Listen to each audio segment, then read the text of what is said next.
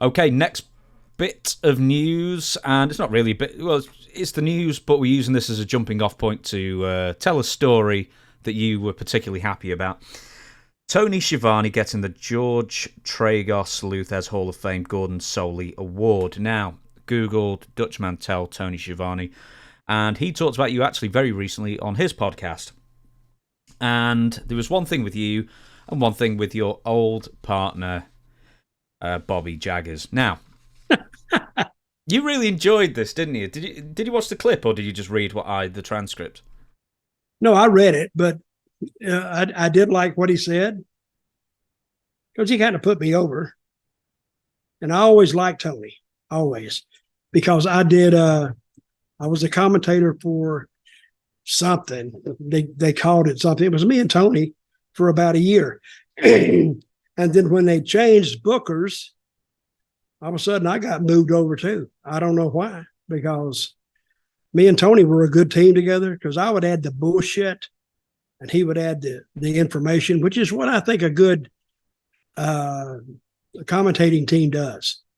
I don't see WWE doesn't have the color guy like they used to have. They don't have a Jerry Lawler. They don't have a Bobby Heenan. They don't have a Jesse Ventura. And it's all straight guys. They're just straight commentators. And they don't really add that much to the story. Michael Cole talks incessantly. Just on and on and on. And I want one of the color guys, I don't know what they call them now, to say something a bit on the hillside and let Michael disagree with it. But it's not a bad thing. Their ratings are good, but it's kind of tough listening to those announcers. But they're doing it, so they're doing great. So who am I to say anything about their announcers? It's working. Now, shall I read out this transcript here about what Tony Schiavone said about you and your old friend Bobby? Bobby Jaggers, oh yeah. So, Tony says, well, one of the guys backstage, he was one of the best, one of the funniest, really. Everybody liked Dutch. There was nothing spectacular about Dutch, but he was a really good heel and even a good babyface. My time with Dutch mostly was when he was part of the Kansas Jayhawks with Bobby Jaggers, and Jaggers was... I'll cut out the swearing. People like it when we cast it. So effing stupid. The most famous trip... And he meant that in the kindest possible way. He liked Bobby. The most famous trip I took with Dutch was we were out in Los Angeles, right? And it was me and Jaggers and Dutch and Tommy Young, the referee, in fact, in the car together. I had a rental car, and that's back when I was doing house shows. So I probably have told the story before, but so we decided we had the whole day. We decided we were going to drive around LA and take a look at the sights. Bobby Jaggers was known to stretch the truth, or as Dutch would call him, a lying MFer. All right. Again, in the kindest possible way. And Bobby would hear me say this, and he'd laugh too. So, and he never got mad at me. That's one thing about it. And we would go to a place and Bobby would say, I've been there before. This is where so-and-so happened, or this is where so-and-so happened. Bobby would come up with one of these places where you knew he was BSing you about it. Dutch would say something like, well, I guess you're Mr. effing Hollywood then, aren't you? Or Bobby would say, take a right here. I said, I never forgotten it popped us. Dutch said, well, where are we going to now, Mr. effing Rand McNally? He would just pop us all the time. The way he would just BS or hammer Bobby Jaggers, and Jaggers would just take it, and Bobby smoked the whole time in the car and the windows down in the back. And it was a memorable trip. It's where I got to know Dutch. Yeah, that was a good trip. Tony, I've always liked Tony, because he always squared up with me. He'd tell me the truth. And he loved my humor.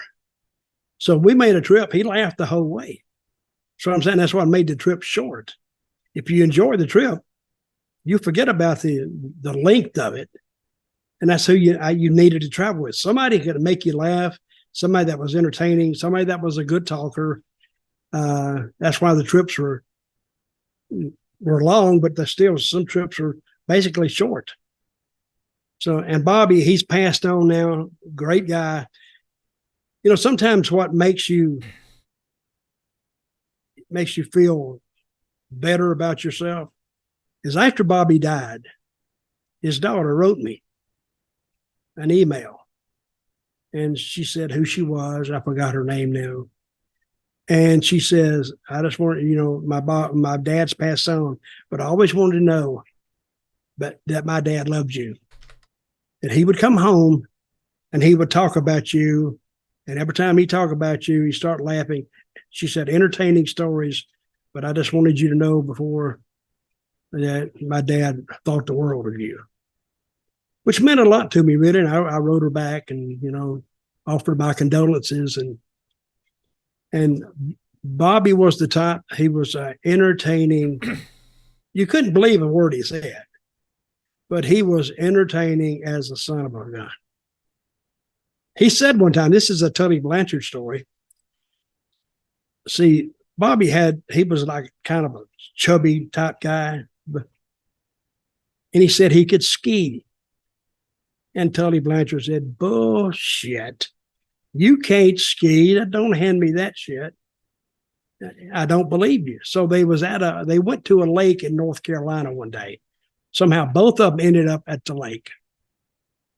And Tully challenged him. He says, can you ski? He said, yeah, I can ski. He said, shit, prove it. And Tully's telling this story. He said, we got him back there. He acted like he'd never seen a pair of skis in his life. And we set him out there, and all of a sudden the boats started. And he says, I'll be damned. He said that SOB could ski. He said he could go this way and turn, he'd go back, and the one hand stuff. He said the one thing I thought he couldn't do, he was pretty damn good at. So he had to go to the point to where he had to prove it, and he did.